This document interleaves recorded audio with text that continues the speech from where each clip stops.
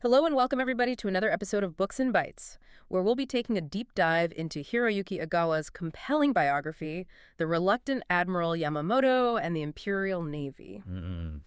Our mission today really is to unpack the complex life and strategic mind of Admiral Isoroku Yamamoto. He's a figure, well, often misunderstood, especially in the context of World War II. He really is. And Agawa's book gives us such an incredible window into his world, doesn't it? We're trying to go beyond just the history textbook stuff here. Exactly. You want to reveal his unique personality, his deep foresight, and the really challenging environment he had to operate in. Right. Because Yamamoto was just full of these contradictions. I mean, a brilliant strategist who deeply opposed the very war he was forced to lead. Such a paradox. Yeah, and, reserved in public, but had this surprisingly vibrant private life.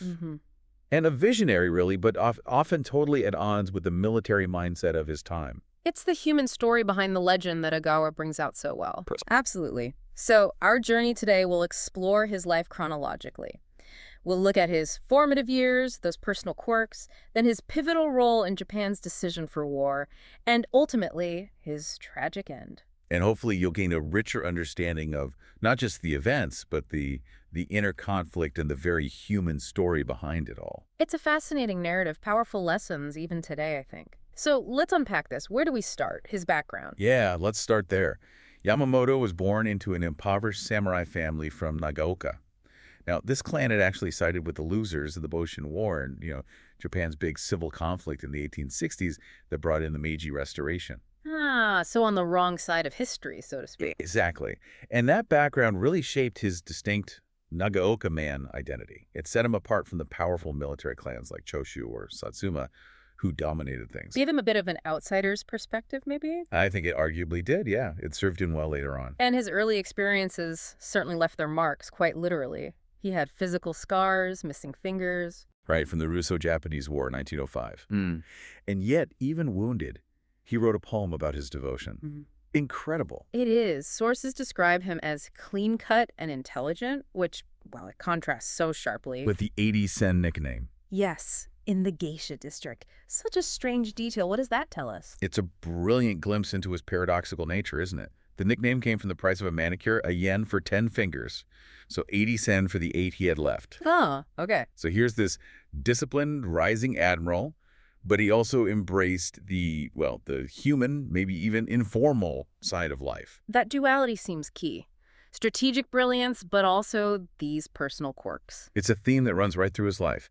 Suggests a man comfortable enough in his own skin to defy that stiff military convention sometimes. Makes sense. And this early exposure, the battle experience, it forged a more global perspective too, didn't it? Especially his time in Washington. Oh, definitely. His service as naval attaché there in 1926-28 was hugely influential. He really started to see America's industrial strength, its national character. Didn't he say something about the cherry blossoms there? Yeah, famously noted on a postcard that the Washington cherry blossoms seemed to mock the whole idea of an exclusive Japanese spirit. He developed an appreciation for the U.S. that was pretty rare among his peers back then. And his approach to intelligence gathering there was unconventional, to say the least. Totally unconventional. He apparently dismissed formal requests from Tokyo as tripe, told his people not to scrabble around like spies. So what did he do instead? He preferred to learn directly. He'd play bridge, hours of bridge, with an American Navy captain known as the card sharp. Learning by playing cards. Exactly. Getting insights into American thinking, their capabilities, through this informal contact. He even ran up some pretty big gambling debts with the American Navy doing it. Which brings us to his gambling habit. Poker, bridge, baccarat, roulette. How does that fit with this super disciplined military guy sleeping 4 hours a night? He apparently told an aide he didn't set much store by a man who doesn't gamble. Yeah.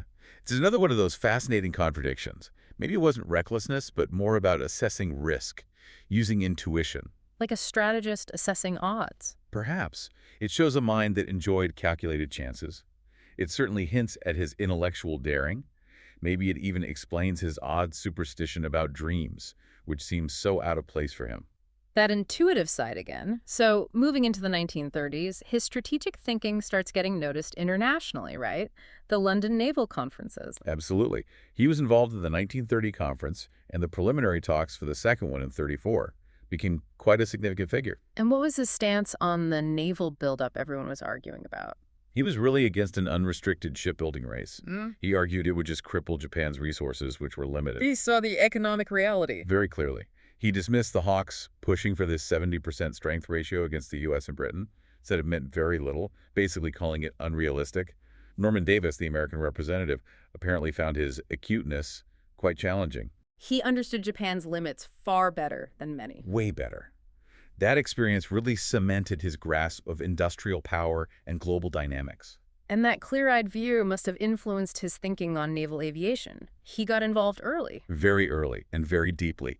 Head of the Technical Division of the Aeronautics Department in 1930, then commander of the 1st Carrier Division on Akagi in 33. Unusual for a captain his age then. Because aviation was still kind of Exactly. Still in its infancy in Japan. But he didn't just see its potential. He had this incredibly prescient vision for air power. This is where the battleship debate comes in. Right. He strongly opposed building those super battleships, the Yamato and Musashi. Argued the money and steel should go into planes. He called them white elephants? He did. Predicted they'd be useless. A view that was dismissed as radical, unrealistic by the establishment Navy. Tragically, he was proven right. Absolutely. It shows his rare ability to see the future of warfare, even when it meant going against decades of tradition. He even told an engineer working on longer-range planes something like, "Oh yeah, if you develop a plane with a life so long that even you feel uneasy about it, I'll try it out for you myself." That's the one.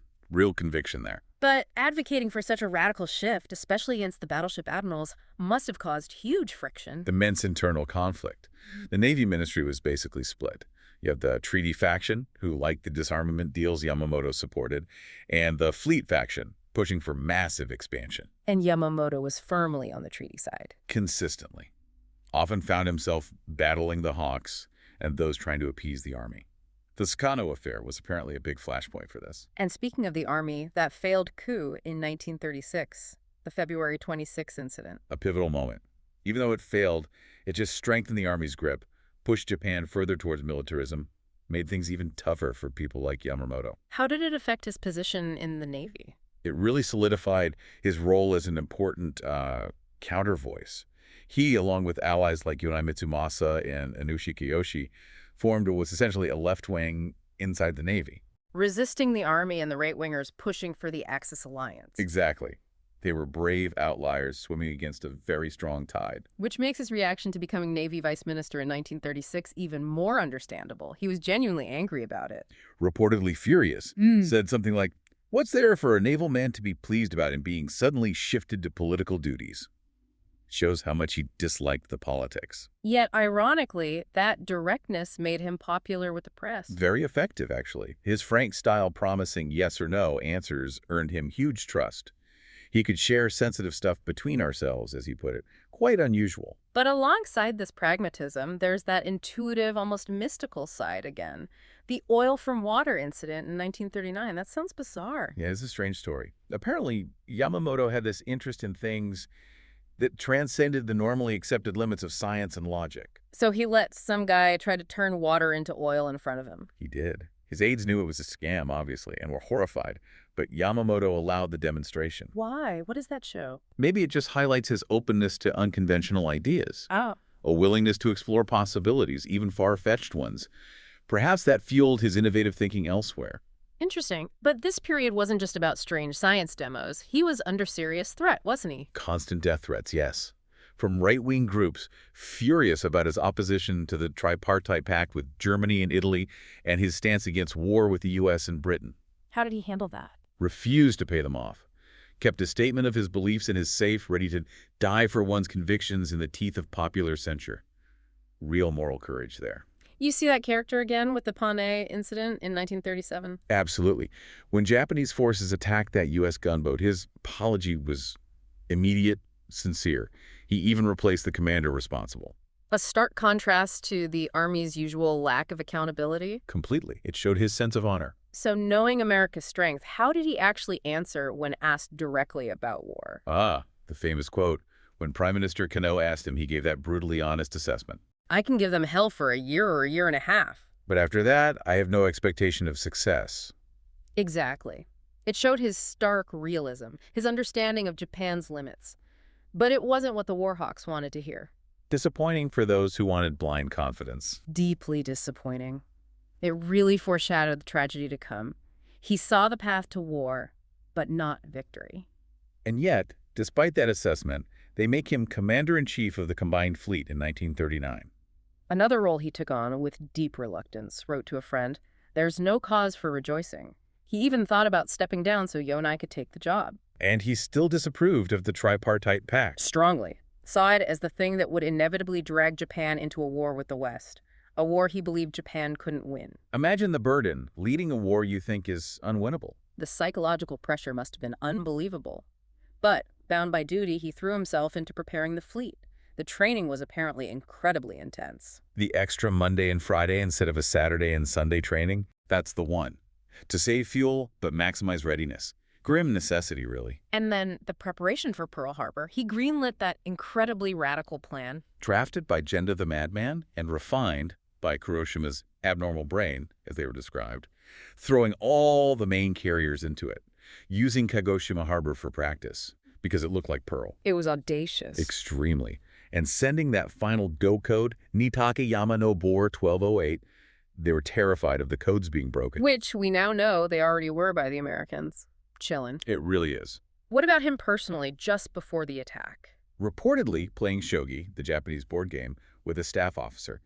Seemed calm, but then apparently a brief grin when he heard the first reports over the radio. Jap, this is the real thing. But his reaction to the success wasn't triumphant. No. Famously said, a military man can scarcely pride himself on having smitten a sleeping foe. He hated the treacherous sneak attack label. That sense of honor again. It's exactly. Though the debate continues about Nagumo not launching a second wave. Was it Nagumo's nerves, Yamamoto not wanting to micromanage, or just not prioritizing the oil tanks? We don't really know for sure. No. But what Yamamoto did relish was sinking the British battleships Repulse and Prince of Wales. Ah, the validation of air power over battleships. Precisely. His core belief, proven right in dramatic fashion, that must have felt like vindication. Still, even with these early wins, he warned against over-optimism. Very strongly. Told his officers, the real fighting is yet to come. He was apparently frustrated that the government didn't push for peace talks while Japan had the upper hand. He knew the momentum wouldn't last. And then came the Doolittle raid. April 1942. Yeah. That shocked him deeply. Felt he'd been caught napping. Yeah. And that raid directly pushed forward the Midway operation. Even though there were concerns. And even though the Navy itself was criticizing those big battleships as the Hashirajima fleet, because they just sat in harbor. Yes. It highlighted the very shift Yamamoto had championed, but it became the catalyst for a desperate, perhaps rushed gamble at Midway. And Midway, the turning point, driven by broken codes. The confirmation that AF meant Midway. Devastating. Japanese officers apparently suspected code breaking almost immediately after Yamamoto's death. How did Yamamoto take the defeat personally? It hit him incredibly hard. He retreated to his cabin, physically ill with abdominal pains, took full responsibility, telling staff not to blame Nagumo's force. That physical reaction says so much about the burden. It really does. And it also showed his different view on leadership, wanting captains to survive lost ships, valuing their experience for the long war. Which was counter to the usual Japanese military ethos. Very much so. Pragmatism over sacrifice. He remained C&C for an unusually long time. Yes, reflecting the pressure and maybe a lack of obvious replacements who commanded the same respect, despite his own reservations. And during this time, those letters to his mistress, Chiyoko, they reveal a different side. A deep loneliness. A yearning for home. He wrote letters constantly, but apparently not to his family. That final sealed letter to Chiyoko found after his death. It's quite poignant. Shows the private man behind the stoic public image. It really does.